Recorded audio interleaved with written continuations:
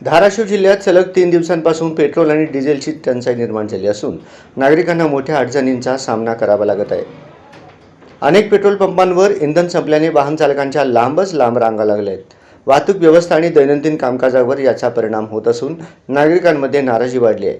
प्रशासनाकडून पुरवठा सुरळीत करण्याचे प्रयत्न सुरू असल्याचे सांगितले जात आहे. आता ही समस्या कधी सुटणार याकडे सर्वांचे लक्ष लागले आहे. 5 दिवस झालं साहेब चालू आहे काम. 2 दिवस काम चाललेलं आहे, 3 दिवस बंद आहे. सध्या ऊसाची परिस्थिती तिकडं तुम्ही वरी पाहू शकताय. समजा ऊस वाळून गेलाय, पाणी नाही.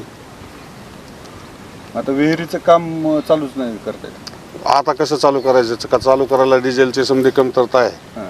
यांना मोप किती जर गेलं चौकून पळत येते, पर डिझेलच नाही म्हणून नाहीच म्हणते, डिझेलच नाही. मशीन वगैरे ट्रॅक्टरचं भाडं, ट्रॅक्टरचं भाडं, मशीनचं भाडं, म्हणजे शिफ्टिंगच्या बस पाळी देतोय मी रोज. ही फटका मला 2000 रुपये फटका आहे रोज.